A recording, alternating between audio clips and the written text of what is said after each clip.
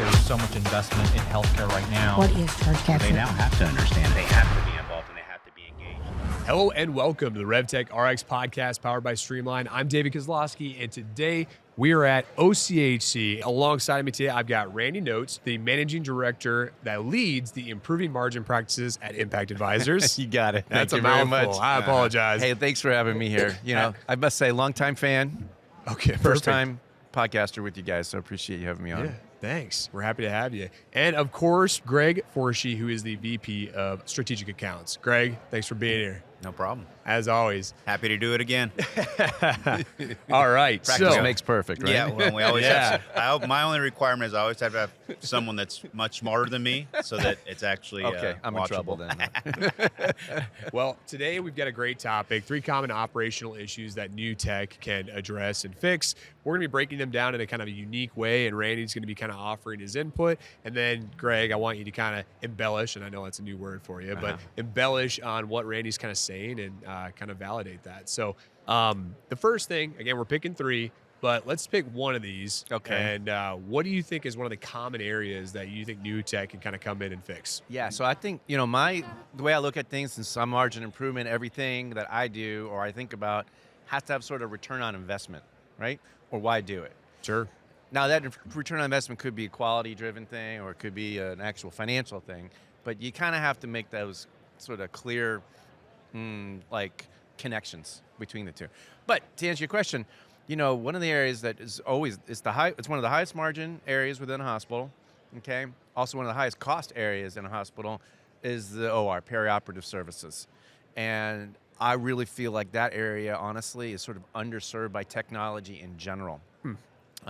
There's so much you can do to improve perioperative efficiency around the best use of the ORs and the resources within the OR, yet the technology that supports it either it's just not optimized. It just doesn't sort of fit that holistic kind of view of, are you using the right resources? Are you utilizing your block correctly?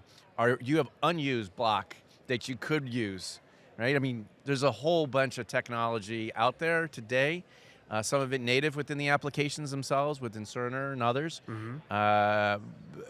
But there's also a lot of other vendors that kind of bolt onto that. People just aren't using it. Yep. Interesting.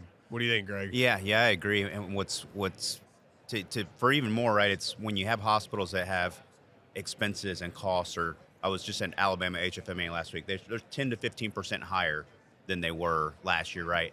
And they're not getting 10 to 15% more reimbursement to make up for that. Of course, payers aren't coming out with that. Yeah. You would think that would be more of a focus.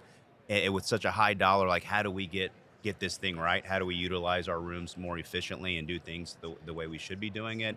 It is interesting that it's one of the areas that we don't use a lot of technology and we don't have a lot of efficiency in. I mean, with the environment the way it is right now, the pressure on, we all know this isn't anything new. Inflation is here for us for a while. Yeah. It costs more to transport the supplies. The supplies themselves, their acquisition cost is more expensive. That cost gets, transferred on to the hospitals. Yeah. On top of that, labor's high.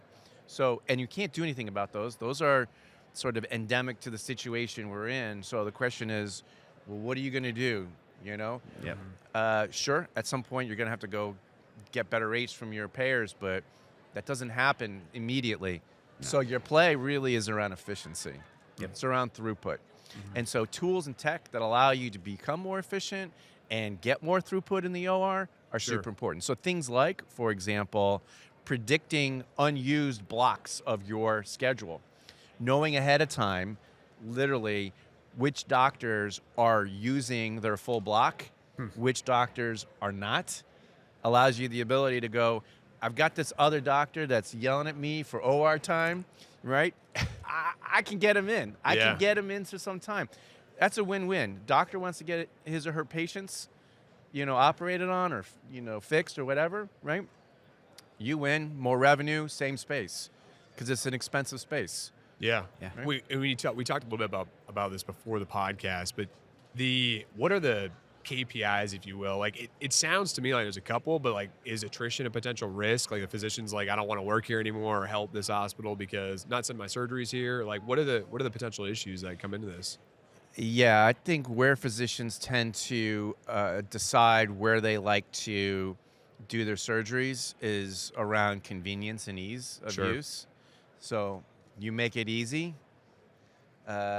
you know, And they're gonna keep going They're there. going to show up, right? Right. If you Yeah. make it difficult, Yeah. meaning like, so for example, if you don't know that you've done all your pre-op testing, and then the patient shows up and that's not done, and then you got to cancel the case. Yeah. The doctor's pissed, Sure. right? Because his case can't be done because you got to wait for the results. Yeah, and then it's a big, mad scramble. Can we move the one, next one, move them forward? No, that's Yeah. not that. When you run ORs like that annoys everybody. The doctors, the nurses who are sitting around, the anesthesiologists who are actually, trying to come in and Yeah, it's do the wasting case. money It and- just yeah. is cascading. Sure. these Yeah, I kinds mean, of what? problems. Give me the And list. it's Just run it down. expensive, right? I mean, everything you just named, those aren't cheap resources. They're not. And what's interesting is that with the hospital setting, we think of it as like a foreign concept because it's in those hospital walls. But think about your daily job. If every meeting we went to, it started 15 minutes late or it got canceled, Right. every single meeting, that's what the surgeons and these clinicians are going through. They're showing up for for their work, for their job, and it's delayed or they can't do it.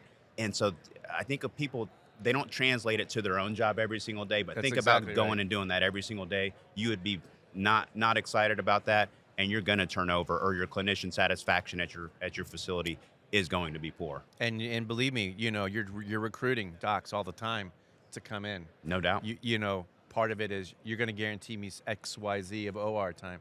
So the things that you try to do, so what is efficiency? Efficiency is workflow at the end of the day, and it's efficient use of resources. So you need to have a sort of a holistic view, and your tech can give you this, if configured right, Yep. and the reports and everybody's on the right page.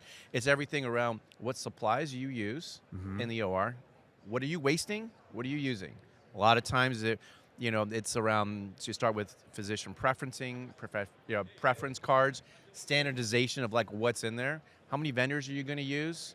Obviously, the fewer vendors you use, the more volume you drive, the better discounts you get. It's as simple as that. So if you have people who like to use like 3 or 4 kinds of a hip or a knee or a implant or whatever, do you really need to do that? Right.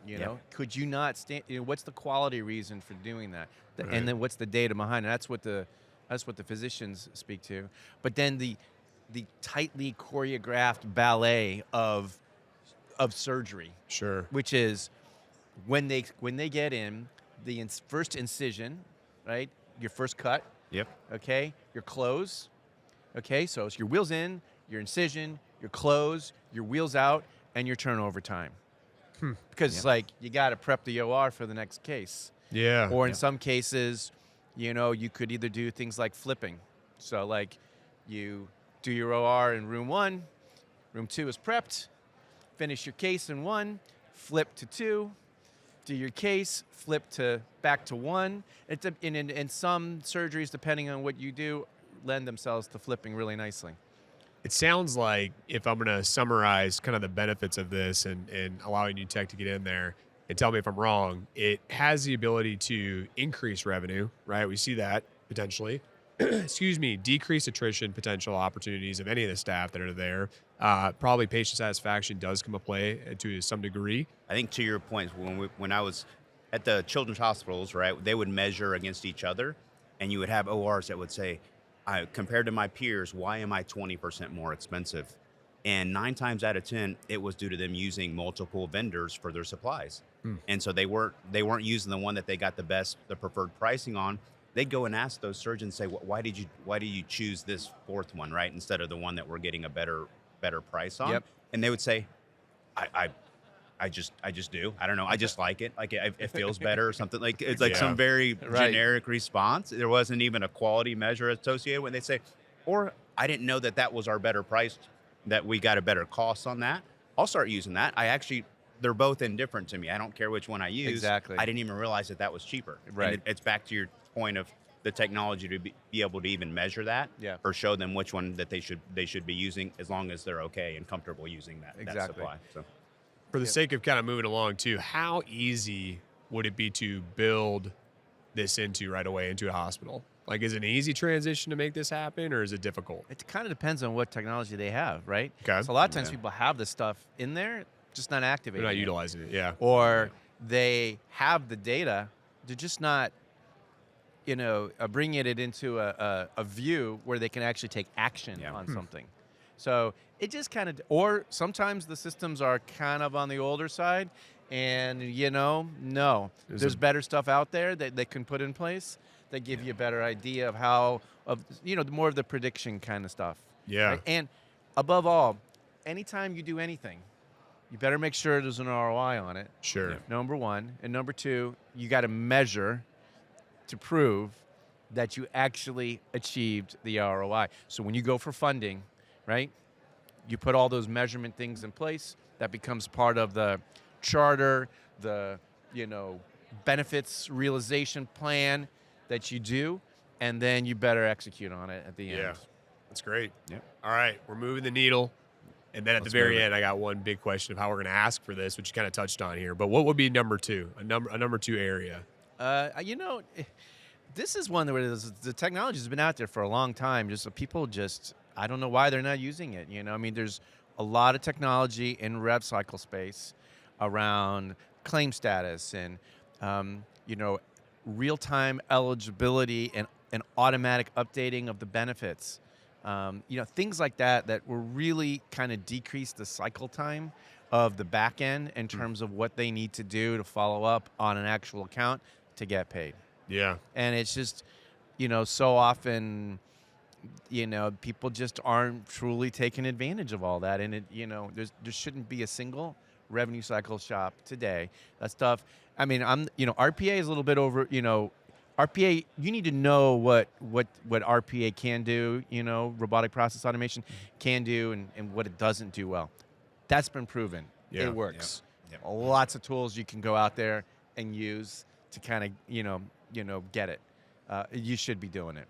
And all this stuff now integrates into the EMR, EHR very nicely. Yep, and an interesting thing about that is when they don't use that, one of the big factors that I've seen or something that comes from that is that their point of service collection. So what money am I collecting from the patient right when they're at my physical registration desk is impacted, right? Because they don't know what they're eligible for. They don't know how much what services are going to be priced at, what their deductible is, what their copay is.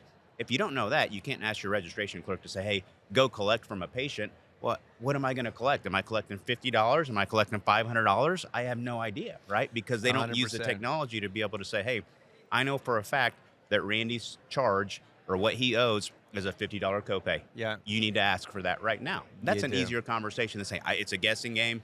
I think I'm going to collect $20 from you. Please.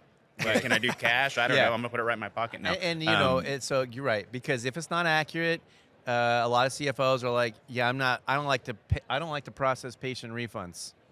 Well, I agree. I don't want you to process patient refunds, right? Number one. So you don't want to over collect. But at the same token, that doesn't mean you don't collect. That's right. That's Right. right. Number one. And that's the stance they've typically You know? taken, right? Is we're just not going to ask them to go do that, right? Right. Because we can't predict it or we don't know what they're supposed to owe and we don't want to do a refund. 100%. Biggest opportunity is if you do the patient estimates right, it also gives you an opportunity to collect on prior balances. Running it through statement cycles and, giving it to a bad debt vendor, A, it costs money.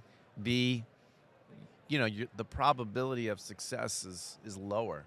When you're sitting right there in front of the patient who's about to get their service and you should know what their prior balances are, you have that discussion then. When we go into rev cycle engagements and we want to, move the needle on self-pay, number one place you go to first, well, there's really two. One is around patient estimates, and the second, or they almost kind of go hand in hand, is prior balance collections.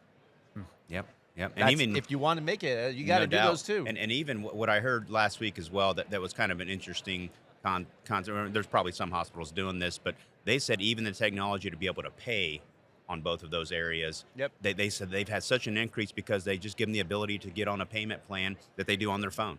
Yep. They get a text and, hey, do you want to set up a payment plan? Yep, I do. Yep. And then they just do it right there. And having the technology to be able to do it and make it more easily accessible is such a huge thing for patients, because I don't want to go and get this bill in the mail and do this 1985 process for paying the bill or my prior balance. Exactly. Give it to me on my darn phone. Let me enter my checking account or my credit card and let me pay it right then. Or let me get a plan that I'm going to pay every month for the next 12 months. Agree. Right? I mean, we're all patients Yeah. at some point in our lives. Is that part? Is that like a bolt-on to Patient Portal at all, or is that just a totally separate app that they're utilizing? It can be integrated, Yeah. in some, depending on your platform, or it can be a bolt-on. Interesting. That's You really know? cool. It can I be would a like bolt-on. that because I don't have that option either. yeah. I still get in the mail. So. Oh, I mean, we're all patients, I was going to say, right? And so Yeah. I literally just had to access patient care. And, on my way into the doctor, they're, sending me a reminder to sign all my forms so I don't have to wait any longer. Yep. I hate waiting at the physician's office. Yep. The worst. I hate The waiting worst. at the physician's The office. worst. Drives me nuts, right? I don't want to be listen, then I'll yell at them when they make me wait, It's if I did everything on my end, I don't want to wait. When I That's get right. there. That's right. Right. Don't make me do all your pre-work for you, and then I'm gonna have to go wait again. Right? But what they did is they're telling me how much I owe, on my way in. I'm like, I'll just go take care of that right now. It's $50. I got my credit card in there. I just go ahead and hit it, Yep. and then I come in and I'm good. Yeah. Yep. The way it should be. Sounds like the same KPIs across the board here too. It's just like these everything you're bringing up solves the same thing, right? And it has the ROI that drives, you're putting it in, better make some money off of it. So yeah, Agreed. it's fair. Third one, what do you got? Well, again, I'm going to stay, I could go clinical, I could go supply chain, but I'm going to go stick with RevCycle one more time, okay? Because those have the clearest connection, straight line to benefit. Charge reconciliation. I'm not just saying that because I'm with you guys, but I can't tell you, I do a lot of RevCycle He's not work. passionate about it at all. I do Like, a he lot of doesn't care at all. Hold on, about say that it. again. What is that? I mean, it just, we're doing a project right now. They don't do charge rec. Yeah. Drives me nuts. It drives me crazy. But I know why they do it, because it's a pain in the ass. Right. It is. But there's technology out there, as you well know, right? I know a guy. You might know somebody, right? That does a lot of this, exception-based kind of approach. And that's how you should be thinking about it, right? Yeah. And you should have that in place. Yeah, and we've talked about this in the past, and I think one of the big things that is interesting, or why they avoid this subject notoriously, is you have to commingle clinical and financial people and get them in the same room and say, hey, this is something that we're going to do together, right? It's something that you should be doing, and you're going to have to tackle that with your clinicians, because they're the ones that are going to be doing the documentation and essentially owning the reconciliation with revenue integrity oversight or some sort of PFS oversight. It all starts with leadership. So, for example, and I think there's, look, everybody is constrained on resources today, right? So if you are in a department and you want more resources, you have to state your case, right? You want more resources because of X, Y, Z. I don't have enough time to do this, that, and the other. Well, how do you say I need more? Well, the best proxy that we have today of I'm doing more is more volume, more revenue. I'm doing more. My cases, the things that I'm doing are more complex. They require more time. Right. That's more charges. I'm doing more of them. That's more charges. Yep. So if you're smart, you're heavily incented to get credit for everything that you do at the departmental level, which will only give you ammunition when they want to whack your budget by 5%, yet your revenue and your volume went up by 10. You're Right. like, come on, guys, you can't do this to me. Yep. Yeah. Or I want the new piece of equipment, right? I want the new cool CAT scan machine, or that's probably the world's worst Either way, worst yeah. example there. But you want new equipment, or I want more staff, right? Yeah. That's it. I know I want more staff, and I can get more staff because my revenue is up 10%, and we're capturing everything that we're providing, right? And I always tell people, it's capturing the revenue for the services you're providing. We're not making things up that we didn't actually do to the patient. Yeah. We're just making sure that we're capturing the charges and reconciling them against what we actually did. Agree. So, Agree. So I guess then, just to summarize this, because I think we're coming up close on time, actually. It's been a great conversation, but one of the big gaps, you're talking about everyone's got a boss, everyone's got a leadership that's going to approve a budget or not. We want to kind of eventually develop that checklist, if you will, of here's the things that you should do or create to sort of ask for that budget. In your experiences together, what would you say are just some quick tips of, if I'm going to go present this and say, hey, here's what I need. What do I need to show the CFO or the decision maker to give me the money? Number one is figure out what they care about. Number one. So you might think initially it could be financially driven, and 9 times out of 10 it is, but that may not always be the case. Yeah, and you Right? brought that up too before. no doubt, Yeah. no doubt. It could be like a labor thing, or it could be a quality thing, or so you need to know your audience. Number one. Number two, create your business case to match your audience. So be very logical and clear about, I'm asking for this. The benefits will be that. Yeah. Okay? And then at least propose how you plan to measure the success. of Sure. it. Yep. At least have some model, that you put forward that says, I'm going to measure X, Y, and Z. That's going to show what the benefits are. It was worth it. I mean, it seems pretty straightforward, but Yeah. you'd be surprised. Yeah. People don't think like that Uh-huh. all the time. Right. I think that's common for yeah, everything. I think God, Randy's like client success 101 there, right? It's like defining success is the Yeah. first thing, right? And I Yes. think to your point, everybody's gonna say, well, it's got to be revenue, right? That's what success is for a CFO. Yeah. Maybe it's that he doesn't want to hear his CO or his CNO griping them every day, and that is success to him. Correct. And let's measure that by the number of times that they email me or come and walk in my office. Yeah. And they could say, yeah, we made you $10 million. I don't care. That CNO is still in my dang office every single day yelling at me, right? And so defining that and going through that checklist is 100% what we try to do with client success as well, is figure out what you want, and let's make sure we're measuring against that and showing you exactly that we've been successful based on what your definition of success is. Yeah. Absolutely. That's great. Absolutely. Well, thanks for taking time out of OCHC to come and hanging out with us and talking about your great knowledge and wisdom. Appreciate it. Thanks, Greg, for stopping by as well. And thanks, everyone, for listening in. Make sure to like, share, subscribe if you can. And thanks so much for listening to the RevTech RX podcast powered by Streamline Health. I'm David Kozlowski. Take care. Hey, before you go, do you have a topic that you want us to cover, or do you know an industry expert who could join us? Send us a message through LinkedIn and turn your ideas into new episodes right here on RevTech RX.